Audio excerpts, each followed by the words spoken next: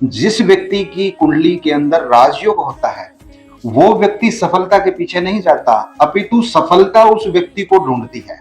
ये होता है राजयोग। इसका मतलब क्या है कि जिस व्यक्ति की जन्म कुंडली में राजयोग होगा ना, पैसा अपने आप उसके पास आएगा। वो जरिए अपने आप बनेंगे जिससे उसके पास पैसा आए। ऐसे लोगों से उसका अपने आप संपर्क होगा। ईश्वरीय विशेष कृपा उसके ऊपर रहेगी। जो काम कहीं भी असंभव नजर आएगा, जैसे ही राजयोग वाला व्यक्ति उस काम में एंटर करेगा, वो काम बनता चला जाएगा। इस सफलता व्यक्ति को ढूंढती है।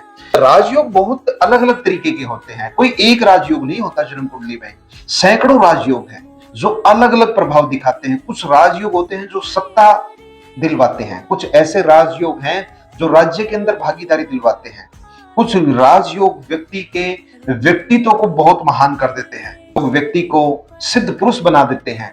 ऐसे भी राजयोग जो व्यक्ति को बहुत इंटेलिजेंट बनाते हैं, बहुत बुद्धिमान बना देते हैं। बहुत सारे राजयोग ऐसे हैं जो व्यक्ति को जिस कार्य में भी वो हाथ डालता है उसमें उसको सफलता ही मिलती है। बहुत सारे राजयोग ऐसे हैं जो राजनीति के अंदर सफलता देते हैं। कुछ राजयोग ऐसे हैं जो सरकारी अधिकारी बनाने के लिए काम करते हैं।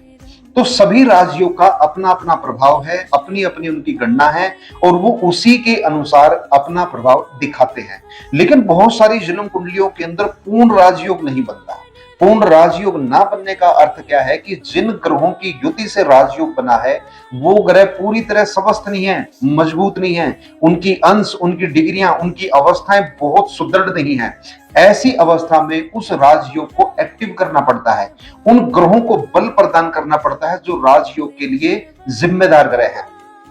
अक्सर लोग आधी अधूरी जानकारी को ग्रहण कर पाते हैं।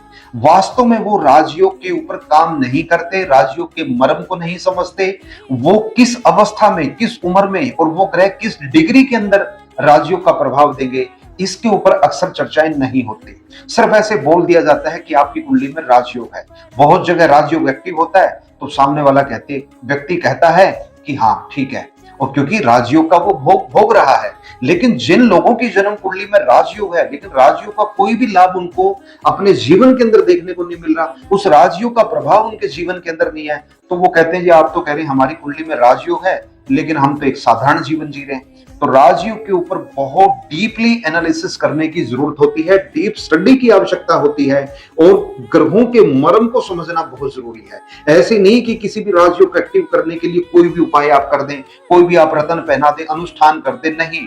वो ग्रह कितने डिग्री का बैठा है, किस उम्र में उसने लाभ देना है, और वो लाभ देगा तो किस माध्यम से लाभ देगा। वो व्यापार से लाभ देगा, राजनीति से लाभ देगा, सरकारी तंत्र से लाभ देगा, सरकारी अधिकारी के द्वारा लाभ देगा, बुद्धिमानी से देगा, या धर्म के मार्ग पे चलने से वो राजयोग अपना प्रभाव दिखाएगा। इन सारी बातों को समझना बहुत जरूरी है। तो जिन लोगों की जन्म कुंडली में भी किसी ने राजयोग बताया है और उस राजयोग का प्रभाव आपको नहीं मिल रहा है, तो आप समझ जाइए कि आपके राजयोग के ऊपर कार्य करने की आवश्यकता है, उसको एक्टिव करने की आवश्यकता है।